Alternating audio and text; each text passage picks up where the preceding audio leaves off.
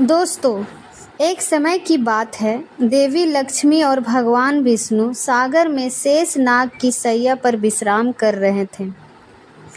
तभी देवी लक्ष्मी भगवान विष्णु से पूछने लगती है, हे प्रभु, स्त्री के शरीर का वो कौन सा अंग है जिससे उसका सौभाग्य जुड़ा हुआ होता है? कृपया आप मुझे स्त्रियों के शरीर के अंगों के शुभ लक्षणों के विषय में विस्तार से बताइए।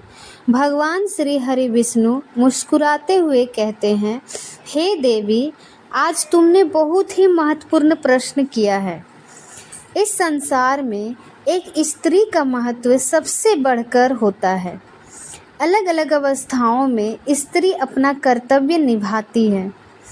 कन्या के रूप में वह पिता के घर में सौभाग्य लेकर आती है। एक पत्नी के रूप में अपने ससुराल में सौभाग्य लेकर आती है और एक माता के रूप में अपनी संतान को सौभाग्य प्रदान करती है। किंतु वह पत्नी के रूप में ही अपना सर्वश्रेष्ठ कर्तव्य निभाती है। एक स्त्री के शरीर के अंगों से ही उसके आचरण और सौभाग्य का पता चलता है। ऐसे शुभ अंगों वाली स्त्री अपने पिता, पति तथा पुत्र के लिए बहुत ही भाग्यशाली होते हैं। हे देवी, आज तुमने जो प्रश्न किए हैं उन सभी प्रश्नों का उत्तर देने से पूर्व मैं तुम्हें एक महान सती का इतिहास सुनाता हूँ।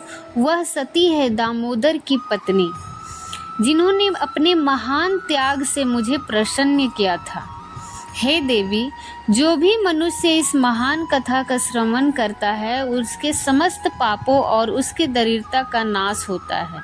इसीलिए अब इस कथा को ध्यान से पूरा जरूर सुनना।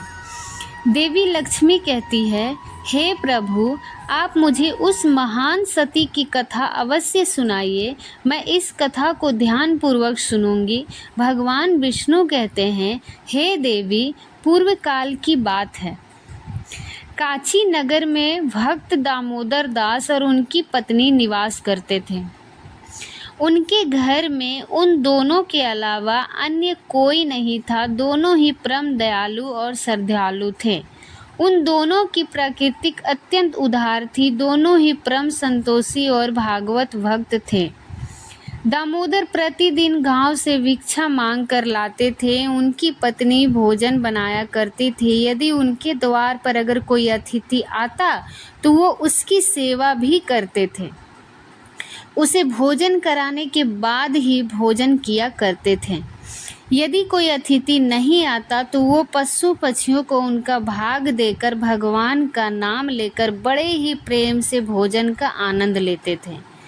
उनके मन में किसी भी प्रकार का द्रोष और अहंकार नहीं था। उन्हें भिक्षा में जो भी मिल जाता उसी से वो दोनों संतुष्ट होकर रहा करते थे। अधिक की कामना भी नहीं करते थे। यदि उन्हें भिक्षा भी नहीं मिलता तो भी वो ईश्वर का धन्यवाद करते हुए शांति से जल पीकर सो जाया करते थे। उनके पास असंतोष और अशांति भटक भी नहीं पाती थी। उनके अंदर भगवान के प्रति दृढ़ विश्वास और श्रद्धा थी। इसीलिए उन्होंने कभी अपनी गरीब परिस्थिति के लिए भगवान को नहीं कोसा। फिर एक दिन दामोदर दास भिक्षा मांगने के लिए घर से निकलते हैं।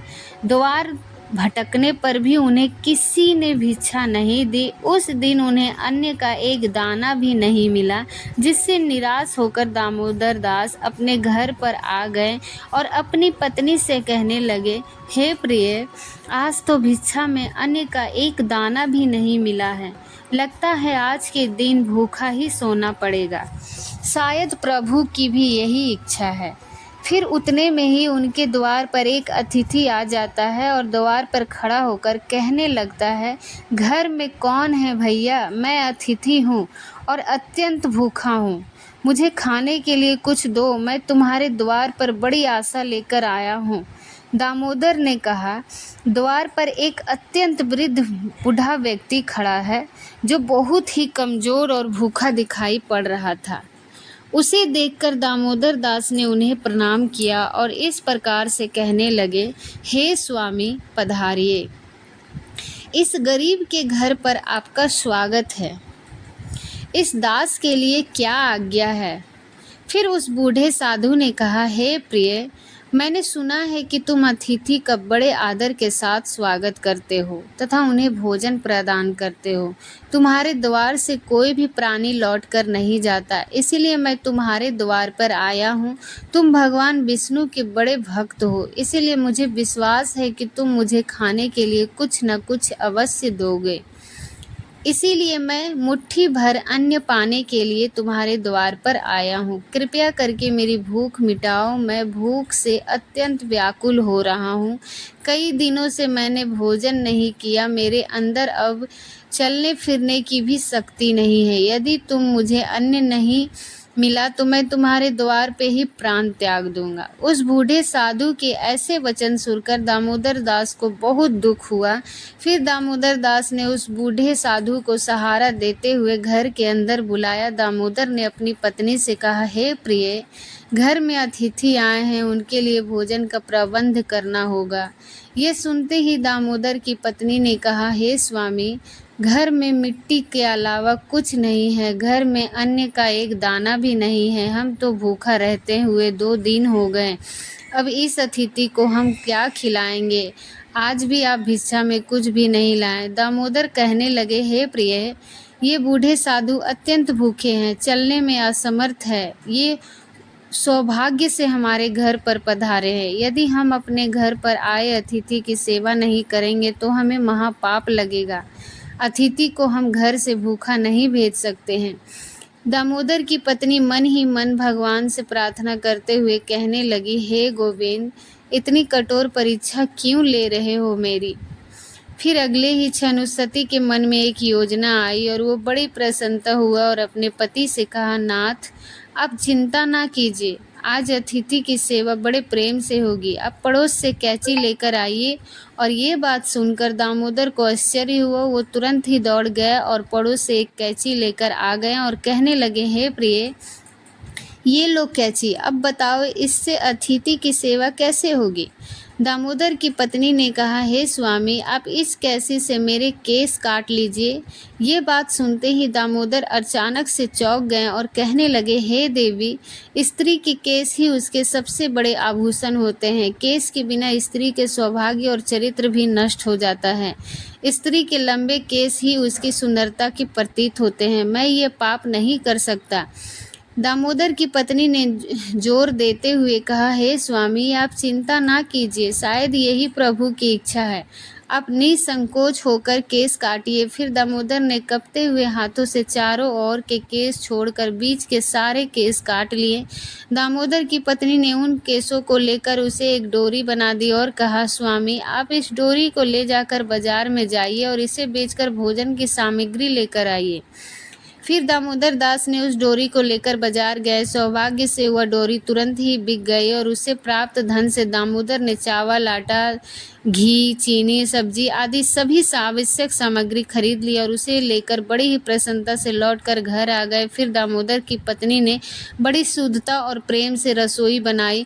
उन्होंने घर आए उस बूढ़े अतिथि को आसन पर बड़े आदर से और प्रेम से साथ बिठाया। उस साधु को बूढ़ा समझकर दामोदर की पत्नी ने उसे थोड़ा ही भोजन परोसा, किंतु वह साधु तो बड़ा ही विचित्र था। जब उस साधु ने भोजन करना शुरू किया तो कुछ ही क्षणों में उसने परोसे हुए भोजन को खाकर समाप्त कर दिया। उसके बाद सती ने फिर से थोड़ा भोजन परोसा। थोड़ा थोड़ा करते करते उस साधु ने दामोदर की पत्नी ने बनाई हुई सारी रसोई खा ली। फिर अपने पेट पर हाथ रखते हुए कहने लगा, तुम दोनों की सेवा से मैं बहुत प्रसन्न हुआ। आज अनेक दिनों के बाद मुझे इतना भोजन प्राप्त हुआ है। तुम्हारे बारे में जो कुछ भी सुना था वो सत्य ही था। आज मेरी तृप्ति हुई, किंतु मेरा शरीर बहुत बूढ़ा हो गया है और मेरे लिए चलना संभव नहीं है। इसीलिए मैं आज के दिन आपके घर पर ही विश्राम करता हूँ।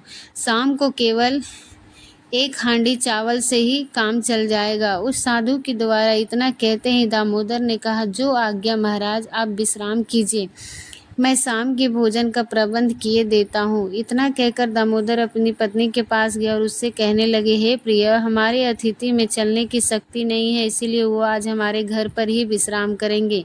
किंतु अब संज्ञा का भोजन का क्या होगा? संज्ञा को भोजन हम कहाँ से बनाएंगे? ये सुनते ही दामोदर की पत्नी ने कहा, हे स्वामी, चिंता की क्या बात है, मेरे केस अभी भी बाकी है। आप फिर से मेरे केस बेचकर बाजार की सामग्री लेकर आइए। फिर से केस टूटे हुए उस दामोदर उस रस्सी को लेकर बाजार में गया। सौभाग्य से वह भी बिक गया और उसने धन को भोजन की सामग्री खरीद लाई और घर लौटकर दामोदर की पत्नी ने शाम का भोजन बनाया और उन्होंने अतिथि को आदर से बैठाया और भोजन परोसा। अतिथि ने थोड़ा थोड़ा करते करते एक एक चावल छट कर लिया। देखते ही देखते सारा भोजन खा लिया। फिर बूढ़ा अतिथि कहने लगा, अरे भाई, आज बहुत थक गया हूँ, रात के लिए यहीं पे सो जाता हूँ, सुबह उठकर चला जाऊँगा। यह सुनकर दामोदर ने कहा, ठीक है महाराज, जैसी आपकी इच्छा, आप हमारे घर पर ही विश्राम कीजिए। वो बूढ़ा अतिथि दामोदर के घर पर ही विश्राम करने लगे। दामोदर और उसकी पत्नी दोनों ही उस बूढ़े अतिथि की सेवा करने लगे, उनके चरण दबाने लगे। चरण दबाते दबाते रात बीतने लगी। वह अतिथि भी सो गए और बड़े ही विलक्षण साधु थे। असलियत में वो तीनों लोकों के स्वामी थे, किंतु उस दामोदर के घर पर पत्तों के बिस्तर पर सोकर अपार शांति और सुख की अनुभूति हो रही थी। साक्षात भगवान विष्णु ही वृद्ध का वेश धारण करके दामोदर के घर पर विश्राम कर रहे थे। उन साधु महात्मा को सोता देख दामोदर अपनी पत्नी से कहने लगे, हे प्रिय, बाबा बहुत बूढ़े हैं, इनका शरीर बहुत ही कमज़ोर है, शायद कल सवेरे भी इनसे नहीं चला जाएगा। मैं कल की सुबह जल्दी उठकर ही भिक्षा मांगने के लिए चला जाता हूँ और साधु बाबा को भोजन खिलाकर उनकी सेवा करेंगे। आंख बंद किए हुए उन साधु बाबा ने दामोदर की ये बात सुन ली और उन दोनों के पति पत्नी का त्याग और उनका अतिथि प्रेम देखकर संपूर्ण विश्व का पालन करने वाले भगवान विष्णु की आंखें भर आई। श्री हरि तो भक्त वत्सल हैं, ये जो भी लीला रचते हैं उनमें उनके भक्तों का ही कल्याण होता है। पैर दबाते दबाते वो दोनों ही पति पत्नी साधु बाबा के चरणों के पास ही सो गए। फिर साधु बाबा ने उस दामोदर की पत्नी के सिर पर हाथ फेरा। हाथ फेरते ही उस सती के सिर पर काले घने और लंबे बाल उग गए। फिर उन्होंने दामोदर के शरीर पर हाथ फेरा, जिससे दामोदर स्वस्थ तथा अत्यंत पवित्र हो गए। भगवान ने दामोदर की झोपड़ी में दृष्टि घुमाई तो उसी क्षण में एक विशाल काया महल में बदल गई। उस महल में अनंत रत्न, सुवर्ण, माणिक, मोती एकत्रित हो गए और फिर भगवान बोले, हे सती, तुम्हारी भक्ति और समर्पण से मैं अत्यंत प्रसन्न हूँ। आजीवन तुम दोनों अपनी साधना पूरी करके वैकुंठ लोक जाओगे। मैं छाया की तरह सदैव तुम दोनों के साथ रहूँगा। इतना कह के भगवान विष्णु उस स्थान से अंतर्ध्यान हो गए। कुछ देर बाद जब दामोदर की पत्नी की नींद खुली तो वहाँ से नज़ारा देखकर वो आश्चर्यचकित हो गए। कल की सारी घटना उसको याद थी। अचानक से केस कैसे उग गए, ये दुर्लभ वस्त्र, आभूषण, अनमोल धन, ये महल अचानक कहाँ से आ गया। उसने तुरंत ही अपनी पति को जगाया। जब दामोदर ने ये सब चमत्कार देखा तो उसे भी अपनी आंखों पर विश्वास नहीं हुआ। वो दोनों ही एक दूसरे की ओर देखकर सोच में पड़ गए। फिर दामोदर ने अपनी पत्नी से कहा, हे प्रिय, कल हमारे घर में आए हुए वो बूढ़े साधु कहाँ गए? दोनों ने उन साधु महात्मा को चारों ओर देखा, लेकिन उन्हें कहीं भी दिखाई नहीं दिया। दामोदर ने हर्ष से व्याकुल होकर अपनी पत्नी से कहा, हे प्रिय, वो कोई सामान्य अतिथि नहीं थे, वो साक्षात करुणा सिंधु भगवान विष्णु ही थे। ये सारी विभूति सुदामा की तरह ही उन्होंने हमें भी प्रदान की है, हम दोनों ही उन्हें समझ नहीं पाए। भगवान विष्णु कहने लगे, हे देवी, इस प्रकार से दामोदर की पत्नी ने एक स्त्री के सबसे महत्वपूर्ण आभूषण का त्याग करके अपनी भक्ति की परीक्षा दी। एक स्त्री के लिए उसके केस सबसे महत्वपूर्ण आभूषण है। केस गंगा के समान पवित्र है। स्त्री के बाल लंबे होने से उसके सौभाग्य की प्राप्ति होती है। जिस स्त्री की हाथ की उंगलियां गोल, लंबी, पतली और मिलने पर छेद रहित, कोमल तथा लाल रंग की हो, वह सुख और भोग पाने वाली होती है।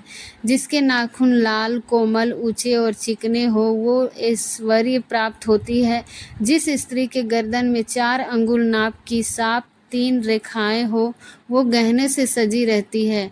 जिस स्त्री के भौं ऊंची, कोमल, सूक्ष्म, आपस में मिली हुई वह धनुष के समान है, वह भी सुख और सौभाग्य देने वाली होती है।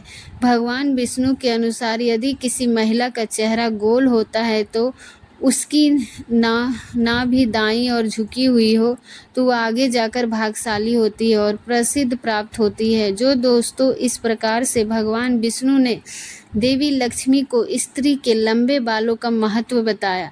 उम्मीद है आपको यह जानकारी अच्छी लगी होगी। वीडियो को लाइक ज़रूर करें, कमेंट में जय श्री हरि विष्णु, जय माँ लक्ष्मी ज़रूर लिखें। साथ ही चैनल को सब्सक्राइब करें। आप लोगों को धन्यवाद।